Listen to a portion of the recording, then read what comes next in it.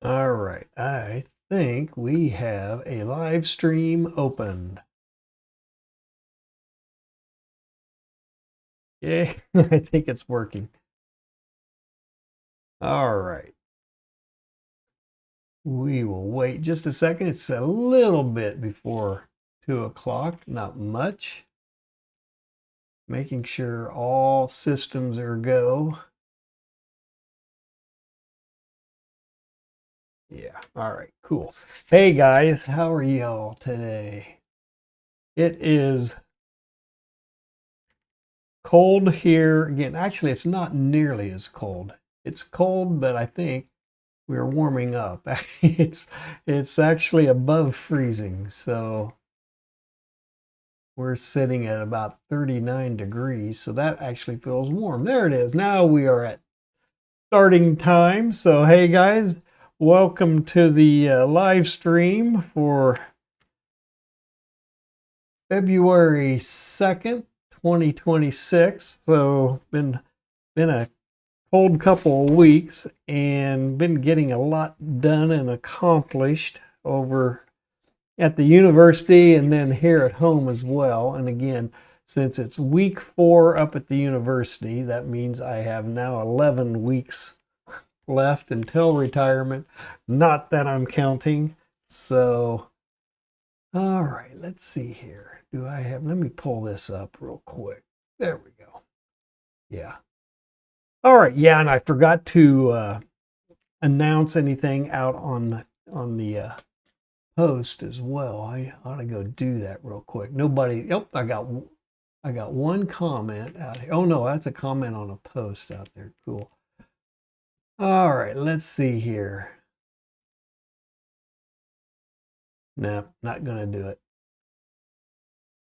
Go back to my live stream here. There we go. Oh yeah, I got to go over to my channel page to do that. Anyway, all right, well, let's get on with this. So we have been working up at the university on a whole host of skill building exercises and things. Pretty much what I'm doing right now on this channel with my basic drawing and my basic watercolor, basic shapes, techniques, what the media does, how to use the media, mark making, all of that stuff. Everything I've been doing here on the channel since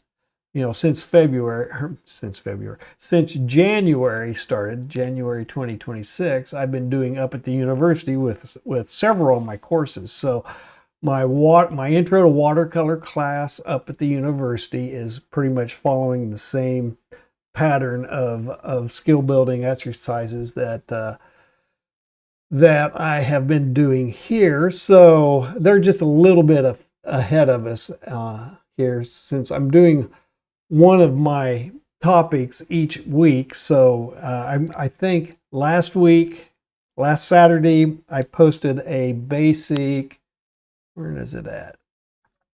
Yeah, it was a basic one color grayscale watercolor of taking 2D shapes and using watercolor to paint light and modeling and creating 3D form in that one. And a similar thing to what I was doing the week before that with the drawing, just creating a sense of form and volume using value and modeling. And then 3 weeks ago, I had my first Loomis chapter 1 video that I had posted. So we're going to be moving next Saturday into the next chapter in the Loomis book, drawing heads and hands. I'm going to be working on the men's heads chapter. And that is going to be a big, long chapter of skills that I'll break them down.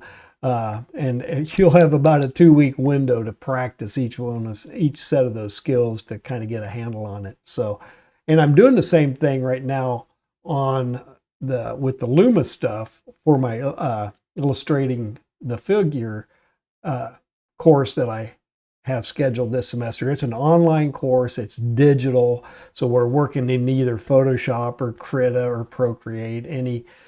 What's the other one? Ibis, I think, is the new one that's a couple of my students in that class are working with. So trying to translate all the hand drawing and sketching, pencil sketching techniques with getting up to speed with Loomis over into the digital realm as well. So it's a little walking and chewing bubblegum at the same time, but it seems to work pretty well. So, all right, I don't see any upcoming. Why does that say upcoming? This is interesting. Am I not streaming? It says I'm streaming. Maybe that's just how it shows up over here. So, but I don't see any live viewers on my stats, so I'm not sure if I'm doing this right again. All right, but it says it's live.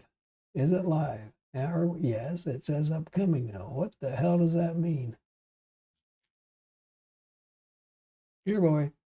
All right, let's look here. Yeah, now this is starting to feel like my class up at the university, except we are, yeah, there's that. Save. All right, cool. All right, well, I don't know. We'll see. If I'm going to keep an eye on that, make sure that, yeah, it says live. Okay. God, there we go. It says Zoom, or it says live now.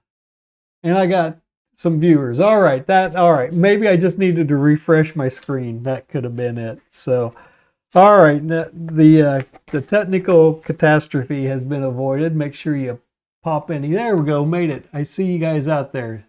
So, excellent. Hi, Derek from South Africa. Wow, that's pretty cool. We're at in South Africa. My daughter was in the Peace Corps about 10 years ago, 10, 15 years ago. 14 years ago, I think. And she was in the small country of Lesotho. And yeah, we went and visited her over Christmas break. My oldest daughter and my wife and I, we all jumped on a plane and headed to South Africa for Christmas. So, and when we were there,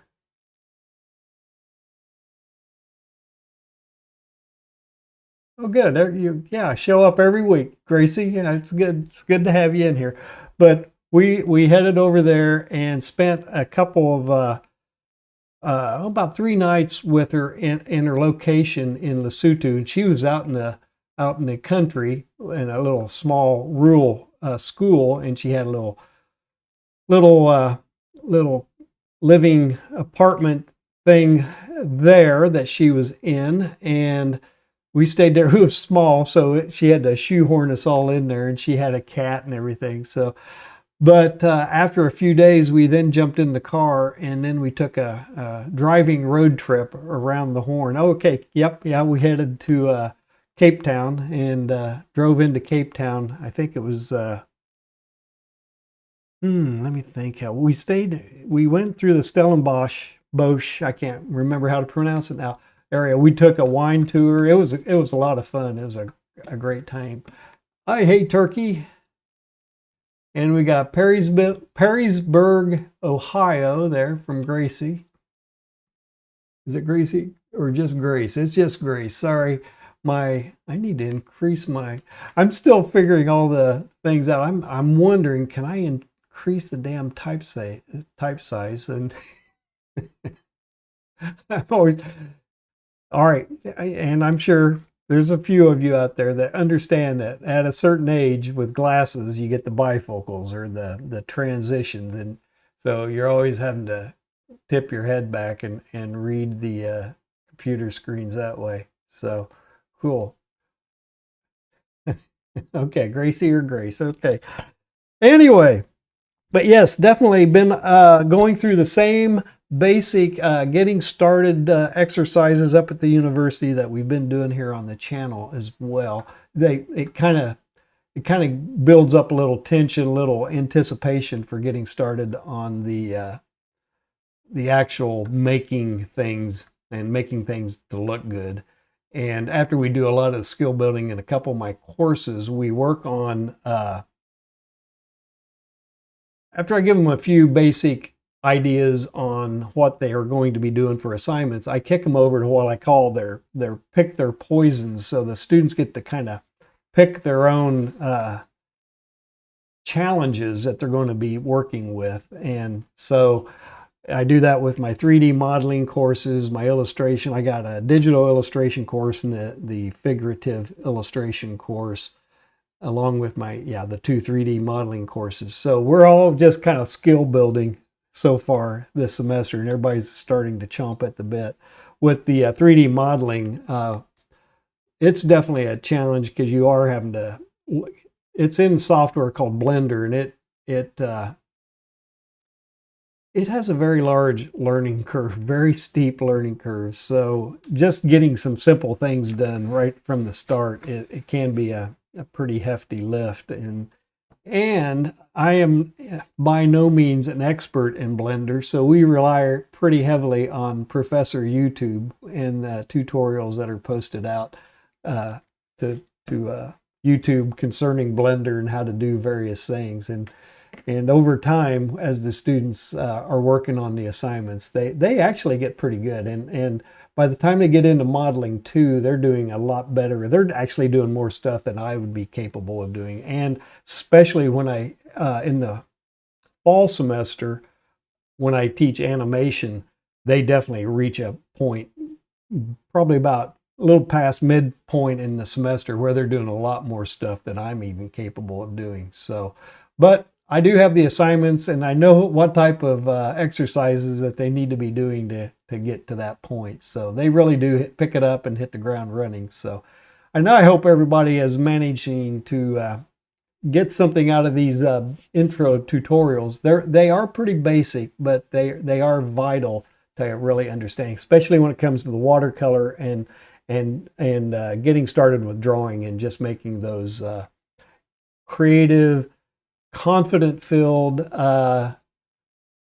expressive marks, whether it's with a dry pencil, charcoal or graphite, or if it's a wet brush or a dry brush, and making those marks. It's all about that confidence that you gain just simply by practicing. So I saw some kind of concerned looks with my intro to watercolor class today when I was doing a little demo on painting irregular, natural, organic shapes, mainly to be able to paint trees and bushes and grasses and stuff like that.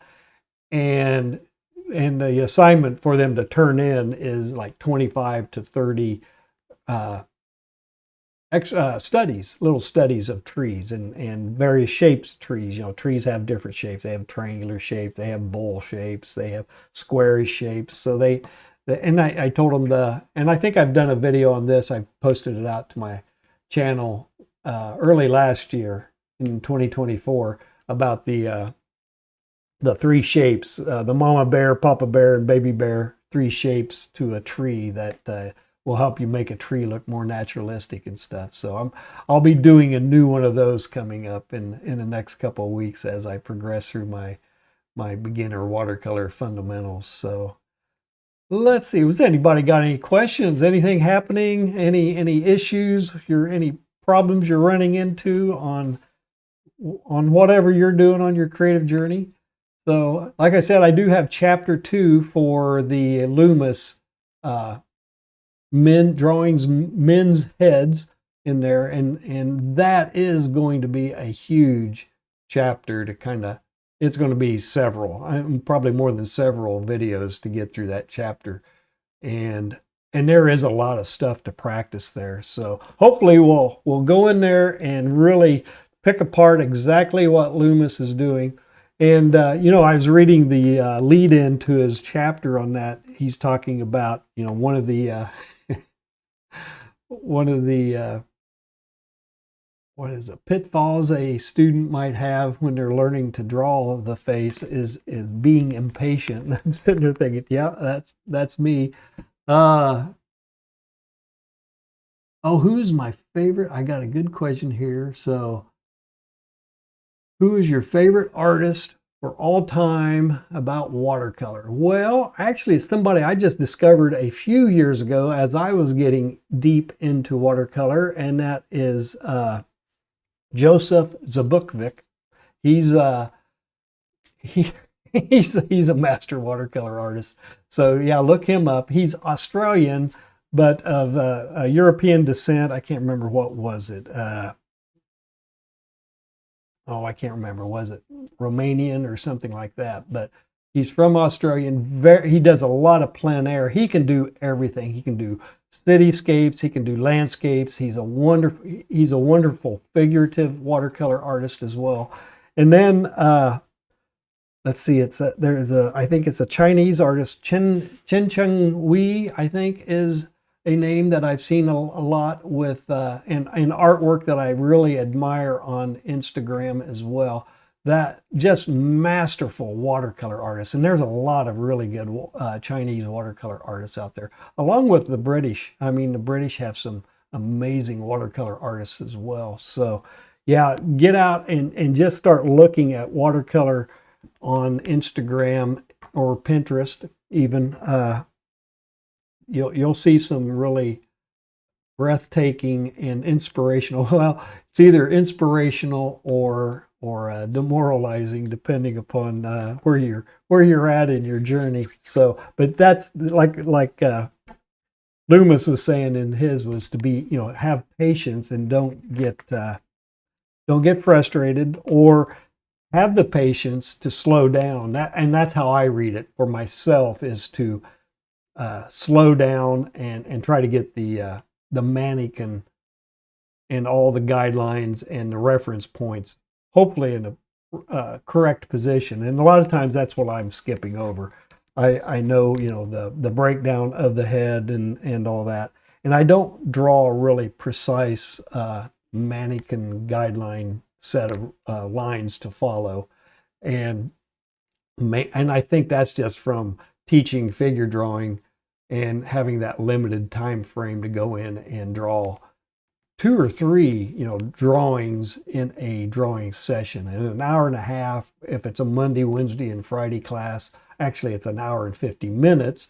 And then on Tuesday, Thursdays, it's a 2 hours and 50 minutes class. So I typically like having it's a trade-off. You can have longer sessions to work on something and get really warmed up, and then spend the time working in class with a live figure and get it done in that session. But I like the Monday, Wednesday, and Friday classes because it's the frequency. So there's a larger gap in between a Thursday and a Tuesday class session. So, it's a trade-off as to whether you want to benefit from the frequency, or do you want the benefit of the longer time span, less frequent. And I've done it both ways, and you do adapt to it. But I definitely know that because we are working with warm-ups, and then we progressively extend the time out on a drawing session, that by the time you get to the one that's going to be your good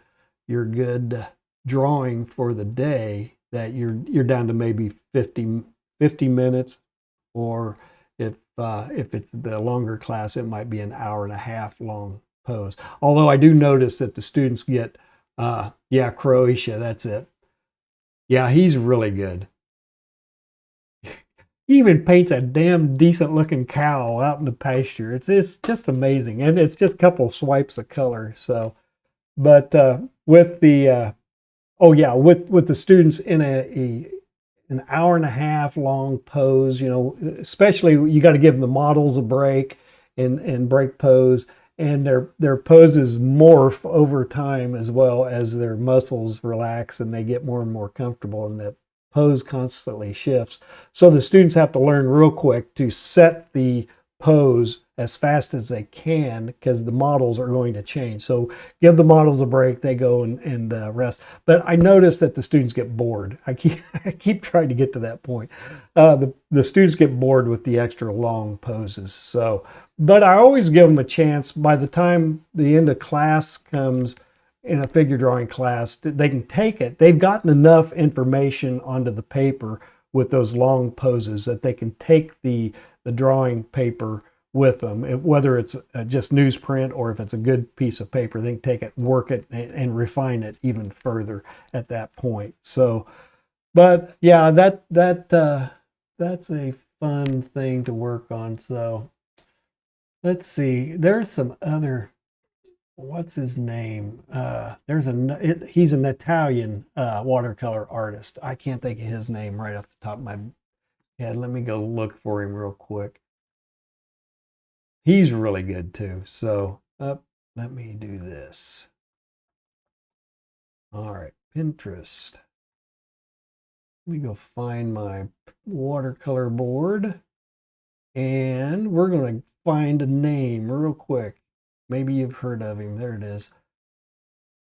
Oh, that's funny. The board that I created for my watercolor board, it's a gorgeous watercolor of the Golden Palace in Japan.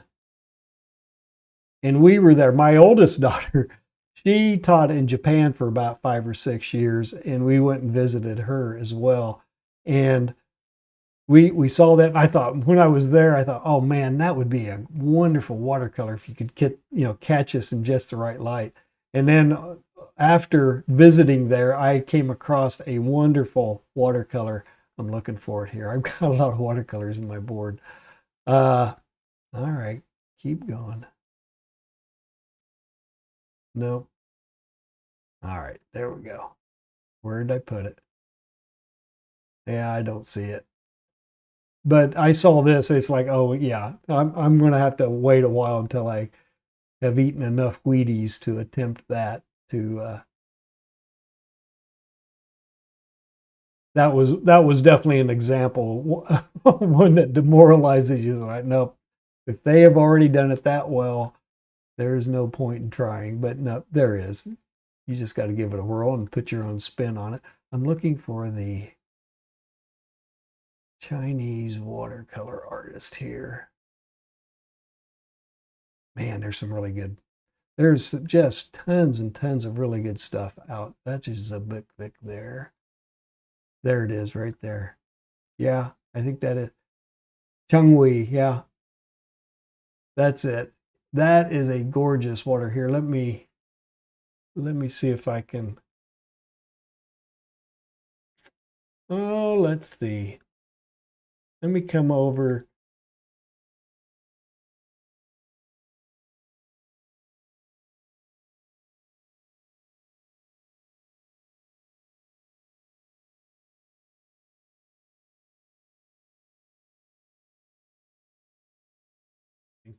So, all right. Anyway, come back up here, live stream. There we go.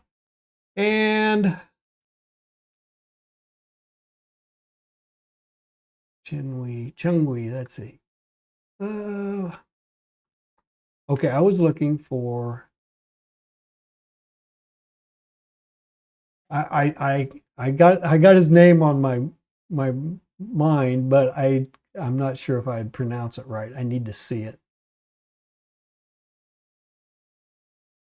And I don't. Oh, that, yeah. Here, I will. And I'm not sure. This guy's pretty good. I'm not even going to attempt to try to pronounce his name. Let me just show you there it is. Dusan Jakaric. He's good. I've got a few of his saved. He's a very good watercolor artist as well. So let me. All right. Yeah, these are just a bunch of things I have in my inspiration folder.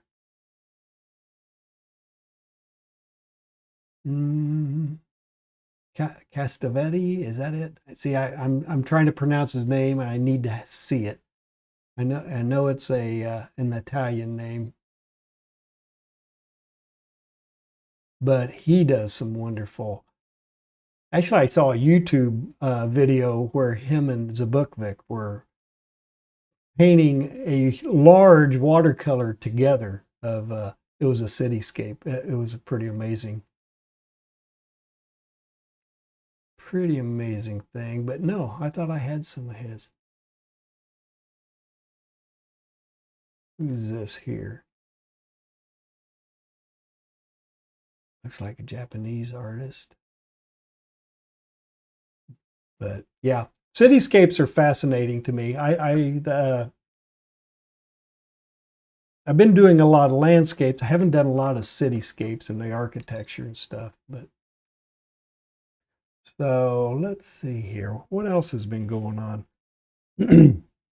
Told you about the upcoming chapter 2 on Loomis is coming in, and I've gotten pretty interesting. Not to be a complaint or a criticism from a viewer talking about one of my earlier face drawing demos. I think it was the using kind of blocking in with shapes and envelopes, silhouettes to draw a portrait rather than the Loomis method. He said, well, I could tell about 4 minutes into the video, you are not a pro. I thought that was pretty good. It's like, yeah, no, I'm not a pro.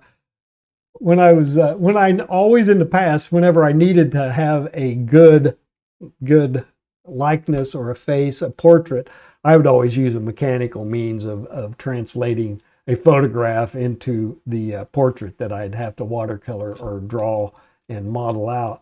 So I'd always use an artograph. So it's really been since I've been teaching in higher education that I've really kind of discovered Loomis and Riley and all these other methods for drawing faces and portraits from scratch, with reference or with a live model. So I've been trying to perfect that in my drawing classes, because a lot of times that's about the only time I'm ever drawing faces or figures is when I was in a drawing class with the students and had models available. So it was always kind of a semester on, semester off, or things like that, because I'd always draw in the class with the students as they were drawing, so they could come over and take a look and ask questions as to what I did or how I went about doing it, so they could see it. And even later on, when the technology started coming into play, I could project. I'd have like a document camera, and I'd be drawing under it and projecting it on the wall in the class as we were all drawing, and they could actually see me trying to figure out the poses like the students. Okay, so you're starting with I saw a new comment. I can't do Loomis, so I found my own technique. I start with the nose. So you start with the nose and work your way out. So that'll work. That does work.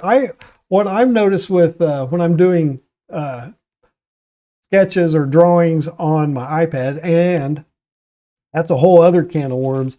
I have no problem drawing on an iPad, but I think watercolor, being able to paint watercolor, I have not found anything on a digital platform yet that matches what you can do, the ease of doing stuff with watercolor as on the tablet. The tablets are just a pain. I just cannot feel the love or develop the love for painting on a tablet yet. Drawing's not a problem, but the painting is still a kind of a frustration yet for me. So it's always a new thing to work with. And I do have, let me think here. What was it? It was, oh darn it. Oh, I had a thought. It just flittered out of my head. That seems to be happening more and more often. All right. So back to the Loomis and the drawing faces. Yeah, that's it. The drawing with the iPad, I'll start with the try to get a silhouette, the rough shape of the head properly first, and then I block in and build it up from very light grays and dark shadow. I look for the shadows, get the positions of the shadows and the recessed areas and everything, and build it up through shapes. And I've been very intentional about not using any line work, no tight, sharp pencil lines or anything with the brushes that I'm using.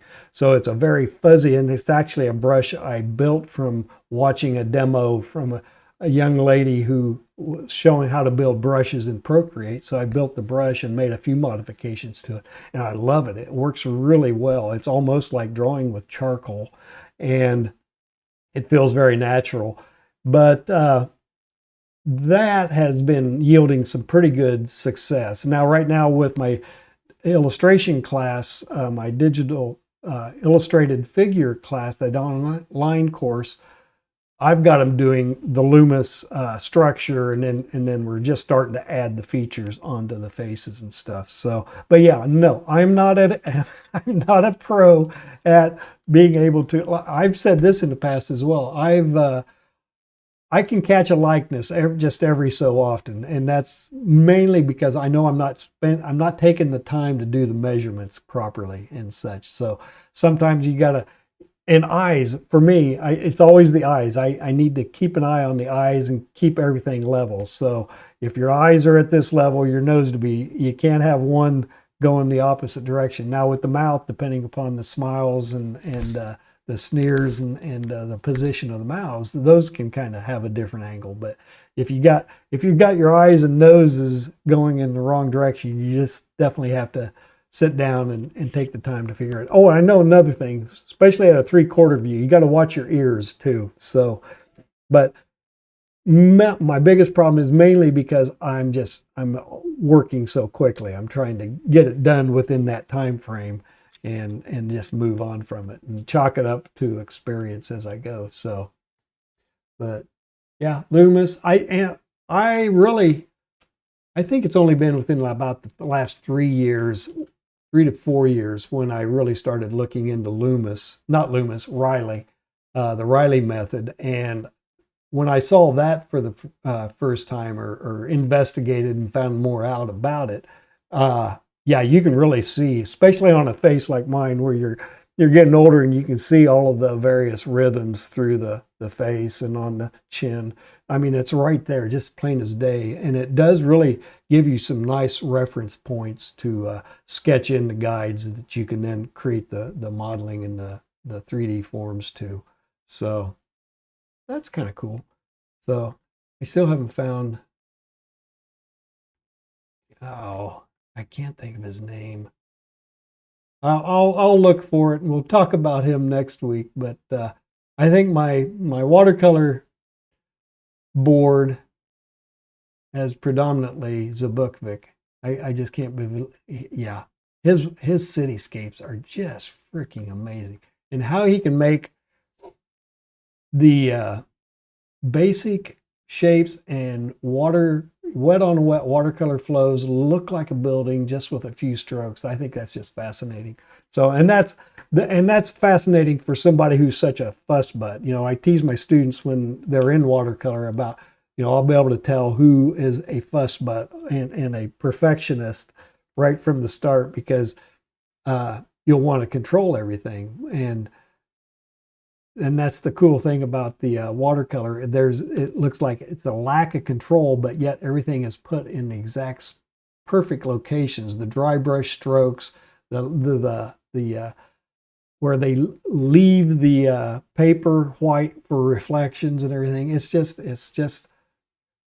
watercolor voodoo. So it's nothing that can't be learned with some more practice, and hopefully soon I'll be able to do that. Oh, that leads to a whole other discussion. How long have I been going?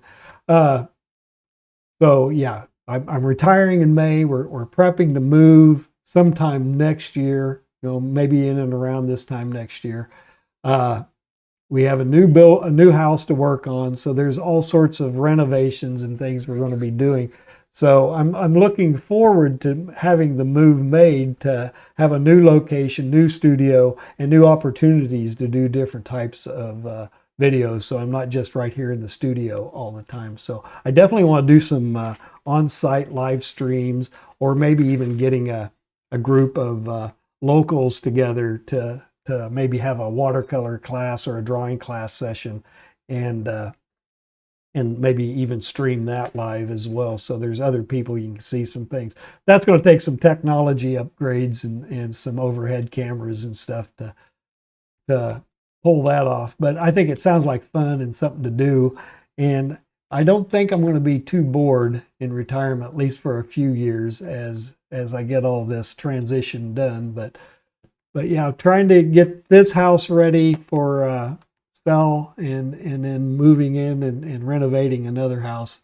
We haven't had to do that in about 28 years, although I've gone through this house about 3 times, I think, over the years with various paint jobs and upgrades and things. So, and if any of you, yeah, you can probably relate as homeowners that it's a never-ending thing. It's a constant upkeep and maintenance, and some of it I think we've been neglecting to do in the last few years, knowing that we'd be having to do it relatively soon in preparation to sell. So we wanted to keep it as fresh as possible. So anyway, well, we've gone on for about 35 minutes, and I think I've covered about everything. I'm talking about Loomis and the comments about whether or not I can draw a face or not.